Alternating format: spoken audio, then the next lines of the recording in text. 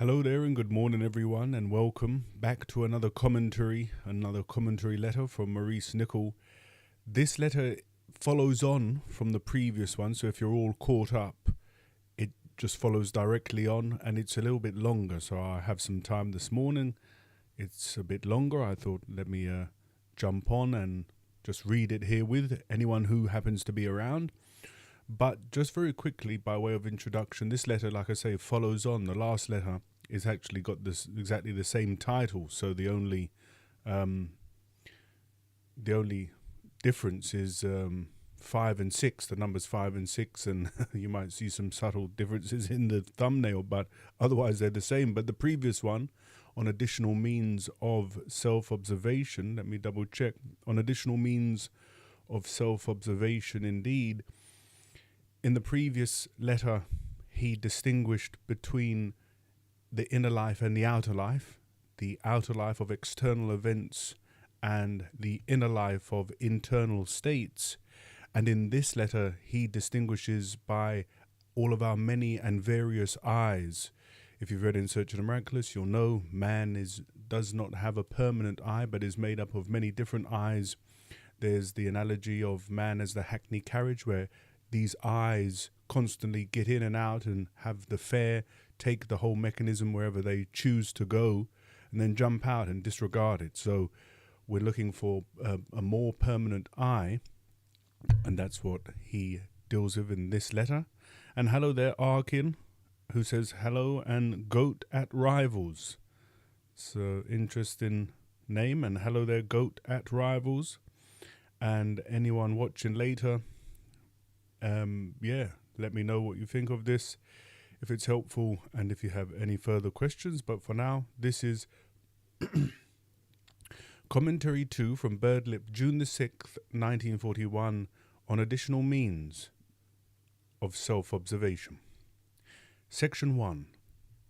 The following is a commentary which refers to the idea of different eyes in us. As you know, in this system of teaching, man is not regarded as a unity. The lack of unity in a man is the source of all his difficulties and troubles. Man's body is a unity and works as an organized whole unless it is sick. But man's inner life is not a unity and has not organization and does not work harmoniously as a whole. Man, in regard to his inner state, is a multiplicity, and from one angle in this teaching, this inner multiplicity is spoken of in terms of eyes or egos in man. Man has no one permanent eye, but a host of different eyes in him that at each moment take charge of him and speak out of him as if in his voice.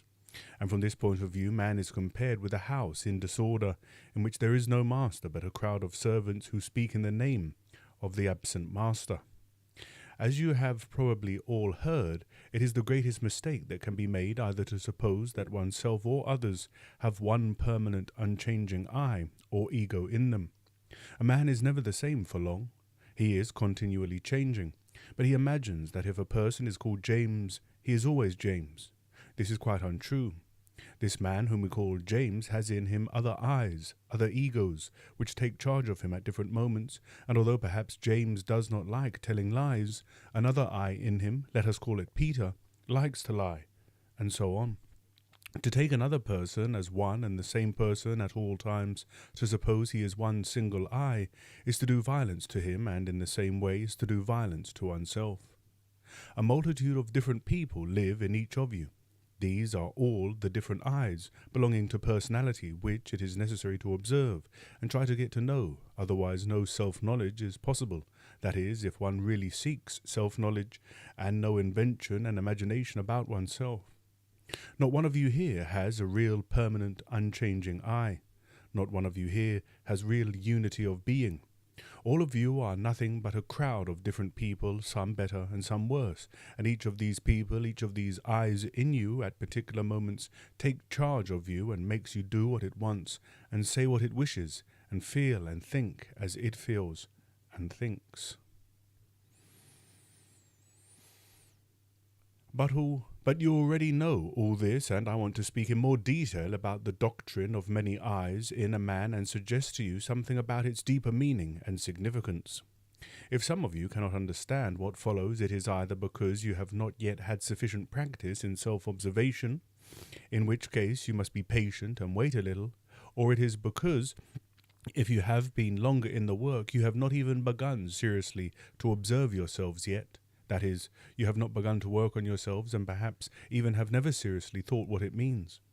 In the latter case, I can only say that you must really try to make an effort to understand what it means through actual self-observation, and as soon as possible, for time is counted in the work, and opportunities begin of themselves to get fewer, and if one does not take them while it is possible, it may, in the very nature of things, become too late to do anything with oneself in the way of inner change, which is only possible through self-observation and the self-knowledge that comes from it.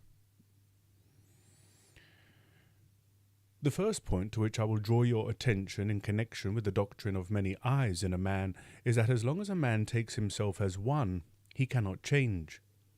But have you thought for yourselves, that is, from your own private thinking, why this is so?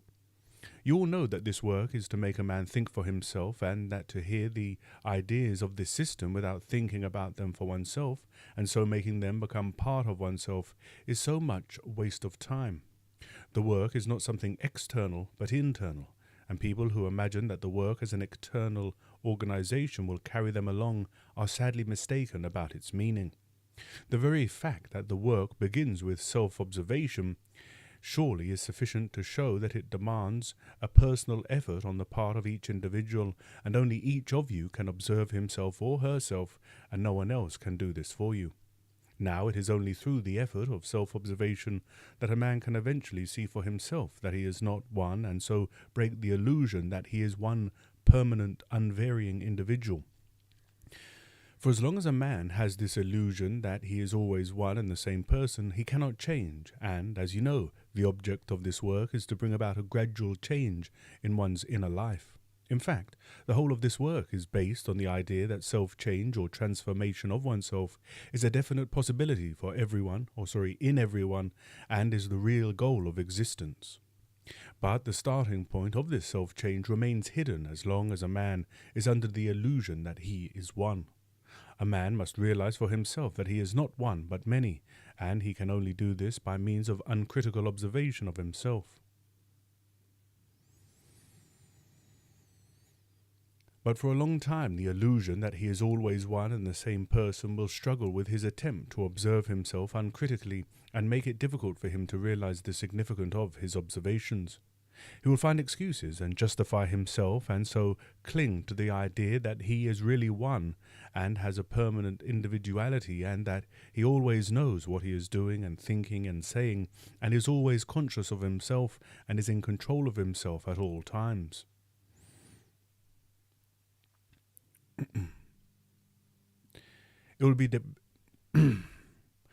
It will be very difficult for him to admit to himself that this is not the case, and on the other hand, it will be quite useless if he pretends to believe that he is not one and does not see the truth of it for himself. It is a part of the knowledge of this system of teaching that man is not one but many. Merely as knowledge, it lies only in a man's memory. Unless a man sees the truth of this knowledge by applying it to himself, by working on his being, it cannot become understanding. A man may say, "I know I am not one, but many. The work says so." But that is nothing. The knowledge remains external to the man himself. But if he applies this knowledge practically and through long self-observation begins to see the truth of it, then he will say, "I understand I am not one but many, and this is quite a different thing." The knowledge will have borne fruit in him, so to speak, and will no longer be merely knowledge but understanding, because the man has applied the knowledge to himself and by means of it worked on his own being. And you will remember the great emphasis laid in this system on the difference between knowledge and understanding, and how often it is said that in these times today knowledge has gone far beyond understanding, because man has developed only on the side of knowledge and not correspondingly on the side of being. When a man begins to observe himself from the angle that he is not one but many, he begins to work on his being. He cannot do this if he remains under the conviction that he is one, for then he will not be able to separate himself from himself, for he will take everything in him, every thought, mood, feeling, impulse, desire, emotion, and so on, as himself, that is, as P. But if he begins to observe himself, he will then at that moment become two, an observing side and an observed side. And unless he divides himself in this way and struggles to make this division more and more distinct, he will never be able to shift from where he is, because always taking everything that takes place in him as himself, he will say to it, all and everything will then be I in him, and by identifying himself with everything that happens in himself and taking it all as I, he will make it impossible to change everything, for everything will hide itself behind this illusion of I and continue to live in him. In fact, the whole crowd of people in a man, the crowd of separate eyes in him, both the useful and useless, will have, as it were, equal rights and be equally protected by him, because he will be quite unable to distinguish them from one another, since he takes them all as himself. This is merely one way of putting the situation within a man who remains convinced that he is one. Now, a man cannot begin to change until he is able, as the result of self-observation, to say, "This is not I." As soon as he can begin to say this internally to something he observes in himself, he begins to separate it from himself. That is, he begins to take the feeling of I out of it, and the result is eventually, and often only after a struggle, that what he has observed begins to move away from him, and so pass, as it were, into the distance in his inner world. But for this is impossible if he thinks that what he has observed is himself, for then it will still be I in him, and I cannot change I, for then no separation will be possible, and he will remain united with what he has observed by taking it as I, that is, as himself, instead of thinking it as an I in him. When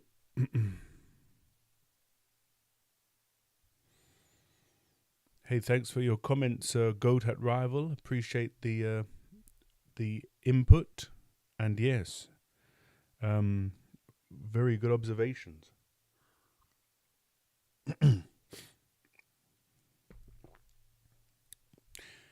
When a man is thinking, he believes that it is himself thinking, but our thought.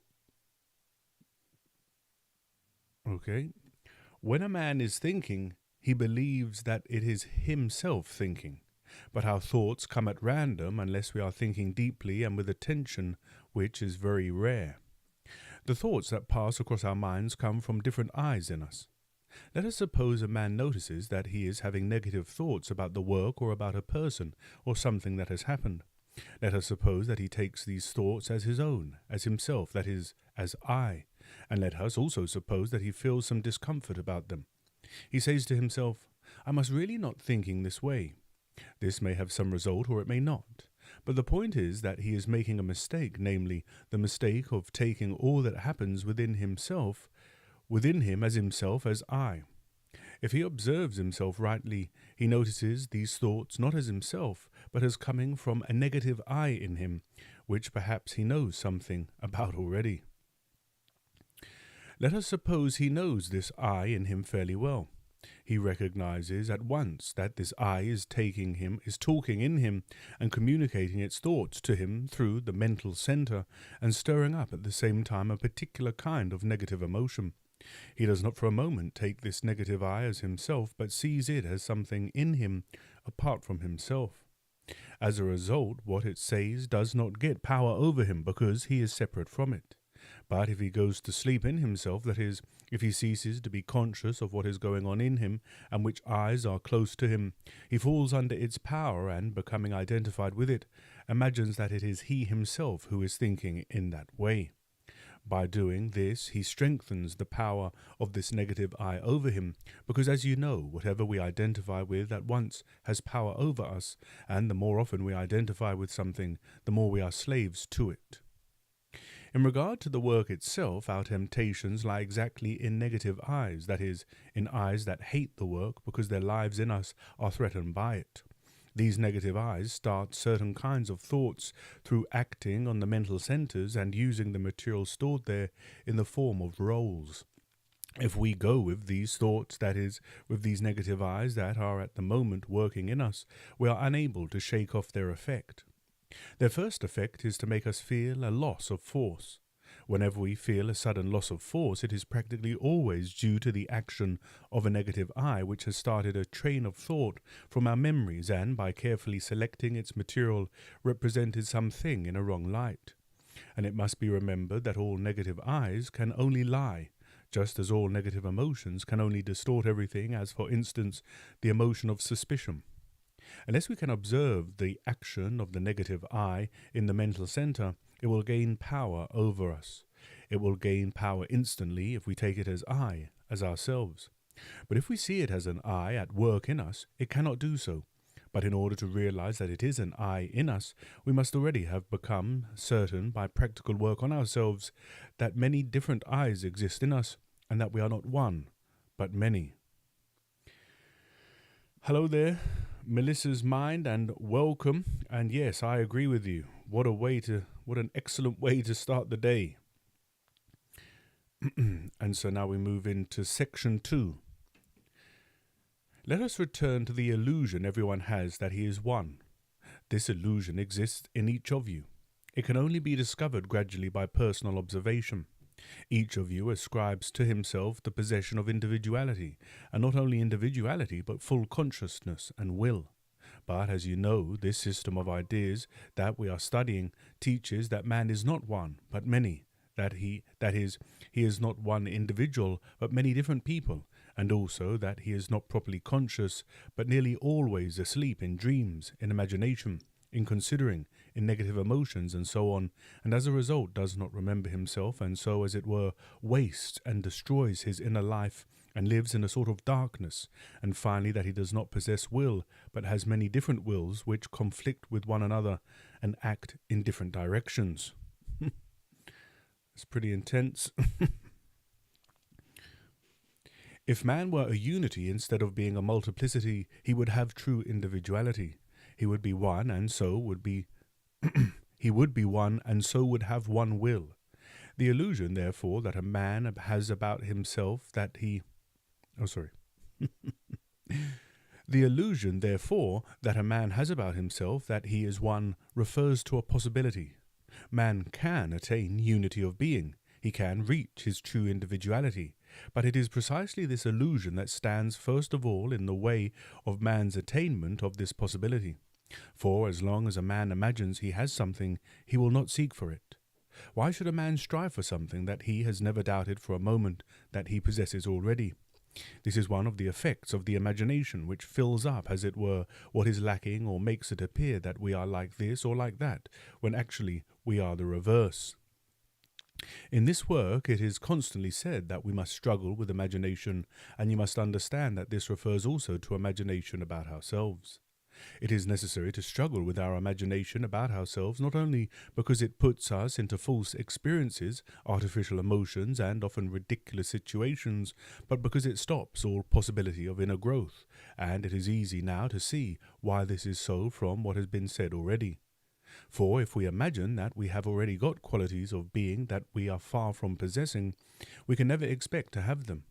Our imagination will supply the deficiency. In fact, we will never know that we lack anything in regard to ourselves, that is, in regard to the quality of our being, and will think that the only things that we lack are appreciation, fame, money, opportunity, or some other external thing, but that in regard to ourselves nothing is seriously lacking. This is the power that illusion has, and for this reason it is said in the work parable of the sheep and the magicians that man is hypnotized through his imagination and is under the illusion that he is a lion or an eagle when he is really a sheep, and at the same time as a sheep he has the power of escaping from the magicians who are too lazy or too mean to build fences to shut him in. What we have to understand from all this is that an illusion is something very real and definite in its effects. The imagination is not merely nothing but imagination, as we say. It is something very powerful indeed. It is an actual force acting universally on mankind and keeping man in a state of sleep, whether he be primitive or civilized.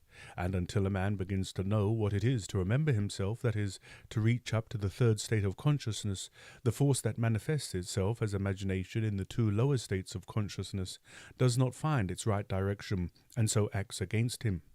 As we have seen, man imagines he is one, and because of this illusion, he cannot shift from where he is in himself. Everyone is in himself at a certain stage of himself, and no one can shift from this stage where he is in himself unless he sees very distinctly for himself that he is not one and the same person, but many different people, and that to continue to think he is one is an illusion. This realization, this inner perception, changes a person's feeling of himself. It changes or begins to change his feeling of I. As long as he lives in the illusion that he is one, he has a wrong feeling of I, but he does not know this, nor does he know that because of it, not only is his life all wrong and his intercourse with others all wrong, but his own evolution is made impossible. For a man cannot change as long as he ascribes to himself oneness of being, for then everything in him is himself. He will ascribe to himself everything good or bad in himself. He will be responsible for every thought and for every mood through taking everything in himself as himself, because if he believes that everything he thinks and does and says, he thinks and does and says from himself, then it will be his own, because he makes it all his own by ascribing it all to himself. The illusion that he is always one and the same person, and that he is fully conscious of everything, and that he has will and so is in control of himself, will totally blind him to the fact that he is not the conscious origin of all that he thinks and says and does. Self-observation will show him that he has practically no control of his thoughts and cannot even stop thinking if he tries to do so, and that thoughts of every kind come and go in his mind whether he wishes them or not. And it is the same with his feelings and with his moods and his words and his actions. But if he cannot admit